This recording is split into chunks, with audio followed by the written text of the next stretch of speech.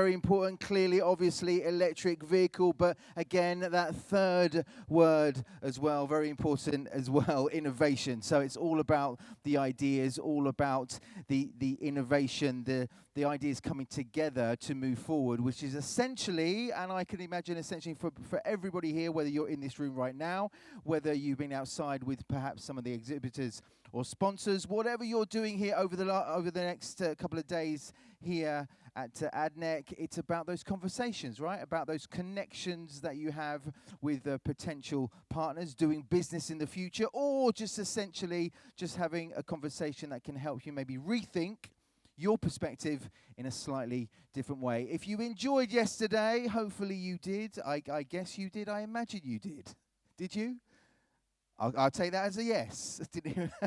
I imagine you did. Well, guess what? We're going to do it all again today as well. Very resourceful, very productive as well. So lots of ideas to help us kind of reshape perhaps the EV market right here in the region. A warm welcome to you physically here, but again, I have to say a warm welcome to those who are joining us online. And that's right, you through the screen, wherever you are, on the other side of the screen there. I have no idea where you are, but I'm assuming it's far and wide. So wherever you are, a warm welcome, whether it's the morning, early in the morning, at the end of the day, whatever you're doing, enjoy the day with us right here at EVIS. Right, let's kick off first of all with our first session. Today, first half of the day is dedicated to EV technology, and this is all about right now developing sustainable mobility ecosystems in two real main areas, looking at benefits for users and investors. That's the first area we're going to hear from in this session, and also looking at some of the current trends right now, helping us make those right decisions, but more importantly, making sense and moving forward in the right way. I'm intrigued as much as you are really to hear what this first session is going to unfold and give us right now. Please welcome to the stage global e-mobility leader from PwC from the UAE, Mr. Heiko Seitz. Good morning, how are you? Day 2 at EVIS, how's the energy? Yeah? Very good. All right, well, I can only agree with what was just said. This has been a very inspiring day yesterday, and it's really great to see all the ecosystem participants come together and not just talk about the future, but really have all the competencies and the will and the commitment to just do it. Because everybody, and I said it yesterday already quickly on the mic, everybody who is here in the room, if we all work together, we can really make this ecosystem work, right, and make it attractive for the user, make it attractive for the investor. So, our generation, this century, is currently going through one of the largest industrial and societal transformations we will have seen, by far. It's no exaggerations. It's about how we move and how we energize mobility. My name is Heiko Seitz. I lead electric mobility at PwC globally. I'm based out of Dubai now, so very much looking forward to drive this agenda also in the Middle East. Now, when we look at the world, and the Middle East is part of this world, the world is decarbonizing in phases, and that's very much driven by policy and regulation. We've talked about policy and regulation yesterday already a couple of times.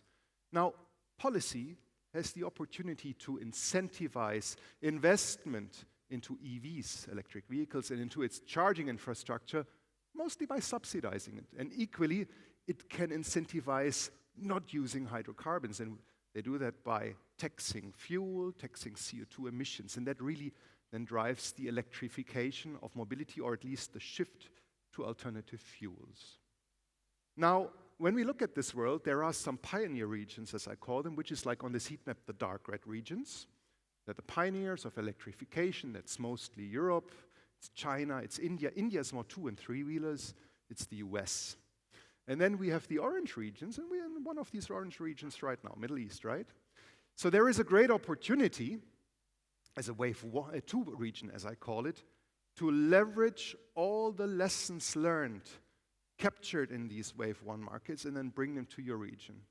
To build your ecosystems faster, more profitably, more effectively and efficiently, leveraging those technologies that have worked very well in other markets and avoiding those that didn't, right? It's a great opportunity to build your ecosystems as user-centric and as attractive as you can. Now, why do we want to decarbonize? There are a couple of alternative energies or alternative fuels available that help us, and we've talked about it yesterday, we heard it from His Excellency. Alternative fuels that have the ability to significantly reduce CO2 footprints. And we have compared these, right? So Dr. Jonas was with me today, who's leading our analytics efforts in the world. We have looked at all the different alternative fuel streams, and we've modeled them to really understand how clean is actually an EV, or how dirty is it possibly. So on the left-hand side, you see the fossil fuel engine as we used to drive it right now, and that by far has the highest CO2 footprint. And when we talk CO2 footprint, we really talk about cradle to grave, which means from the production of the vehicle, and in the EV, that also means the production of the battery, which is always the big question mark. How dirty is producing a battery? And then on the upper end of the stack chart, fueling the vehicle. So fossil fuel, really the most dirty alternative, and then followed by gray hydrogen car, which means we're building a car probably in a market with green energy for production, but then we're fueling it with gray energy, so that doesn't really work. Then we have battery electric vehicles that are manufactured, the batteries are manufactured as well with gray energy and then fueled with gray energy, so not clean at all, right? So it really comes down to the question how we build this thing and how we use it. And then down to the way, if we go all green, then really the battery electric vehicle is the cleanest alternative. So these are facts, cradle to grave, and that includes recycling and everything really, you know, from the birth of the vehicle up to recycling it, and then also taking consideration that actually a battery can have multiple lives. We can talk about that later. But then there is the question about, you know, how expensive is it? How energy efficient are these vehicles? And when we look at these numbers, then again, the battery electric fuel or the battery electric vehicle has the highest energy efficiency. Hydrogen cars are 3 times less energy efficient than battery electricity, and we see the e-fuels who have been coming into talk a lot recently also in Europe, are 5 times more expensive. And by the way, this calculation doesn't change if we take green energy, because we then have to assume green energy for all, gray energy for all. So this calculation stands as it is, and based on that one, battery electric mobility is the most energy efficient one, and it should be used whenever the use case allows. But it doesn't always work, you know. You can't use battery electric technology in every use case, so it comes down to getting the mix right. And there will be space for all these technologies, plus also for some things, fossil fuels in the mix. Now, another point is, how attractive is it for the user? And that comes really very often down, or lastly down, to total cost of ownership. How much does it cost me as a user to own a vehicle and to run it? And we've done some modeling. So this is the German example. We're going to take a look at the UAE example in a moment as well in comparison. So Europe loves subsidies. Cars are subsidized, have tax advantages, etc. And based on the current situation, including all the subsidies we currently have in Germany, and they're being phased out because we don't need them anymore, because the market has come up, 25% cheaper than driving on ICE. And I personally, I'm an electric vehicle driver, and we have also a hybrid car at home. This calculation, I can prove, it works for me at home. So I significantly save money by driving an EV. So that's Europe, or Germany at least. UAE, different story. Why? Because there are no subsidies in it. So this is the natural comparison based on UAE power prices, UAE cost of maintenance, etc. We've taken really detailed look into all the different cost elements. And there we see that currently, and this is right now, we did this analysis a couple of weeks ago, EVs currently have a TCO which is 2% above an ICE vehicle. But the good news is this is changing on a year-by-year basis, and we expect this to go down by at least 2% on an annual basis, which means that in 2 or 3 years, there is a positive business case. And this is based on the assumption that the car prices don't change. Now, why do I mention that? Because guess what? They will. The car prices are going to come down as well. So we expect EV prices, and we have modeled here, we're always throwing in a lot of different vehicles into one pot to come up with an average and then compare them with equivalent ICE or EVs.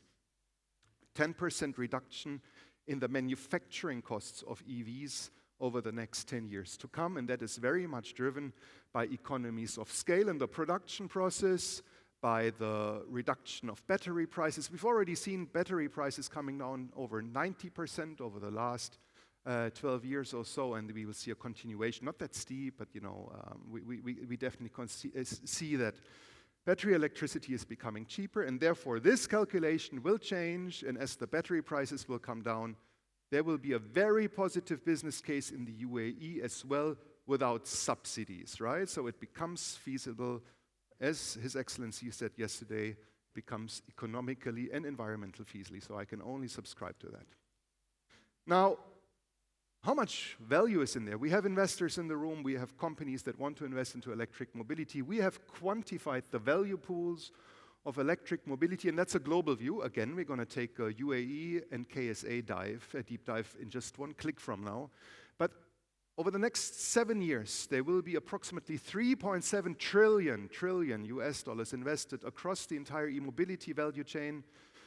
And there is great value in there for all the ecosystem participants. So 3.7 trillion US dollars up to 2030. And that excludes any battery and cell production, right? So if whoever wants to invest into that, and there's massive investment coming into that one as well, that's going to go up significantly as well.